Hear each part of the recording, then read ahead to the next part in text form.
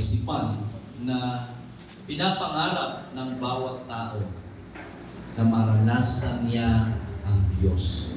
At ito rin ang nais ng Diyos, na maranasan natin siya sa ating buhay. Tayo po'y saglit na manalangin. Sa iyong kapungian ng Diyos kami muling lumalapit upang magbulay sa iyong mga salita. Pagpalain nawa kami, Panginoon, ng iyong mga aral at ang iyong abang lingkod, O Diyos, naway gamitin ng instrumento ng iyong kapahayagan. Alang-alang sa amin, Panginoong Kristo, ito po aming dalangin. Amen. Kakibat po ng inawit po ng ating koro, experiencing God with, sabi nga, with trust and obey, na kasama po, ay isang bahagi na kung saan ay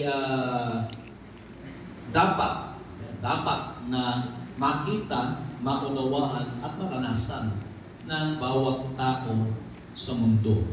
At ito rin ang ating pag-uusapan sa umbagang ito. How do we experience God? Paano ba natin mararanasan ang Panginoon? At kung paano ba tayo magiging mga tao na pinag-aharian ng Diyos? So bago po ito ay makikita po natin simula pa doon sa aklat sa Lumang Tipan, sa karanasan na Isaiah, hanggang sa Bagong Tipan, sa karanasan ni Nicodemo. Kung makita po atin kung titignan, parehas po sila na nagkaroon ng encounter sa ating Diyos. Nagkaroon sila ng pagkakataon na personal na maranasan ang Diyos sa kanilang buhay. Ano man ang katatayuan nila, ano man ang naging kalagayan nila. But the fact that they both experience God personally. Sa ibang alang mga kapamaraanan na naranasan nila ang Diyos sa kanilang mga buhay.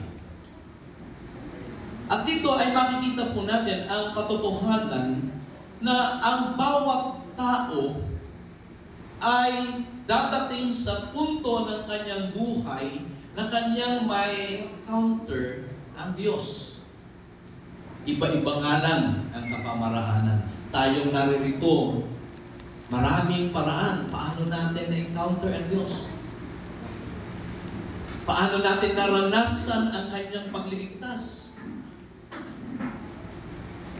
Ako nga sabi ko, doon sa aking patotoo, way back 2019, during the time na ating pong evening prayer, evening worship yata during that time, no? And I was the one to have the testimony time. Sabi ko doon, I experienced God sa isang kakaibang sitwasyon.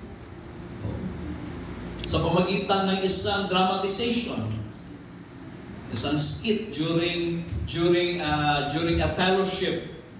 Sabi nga, fellowship at the windmill. Kasi po ay ginawa sa Ballarat, sa Quezon City.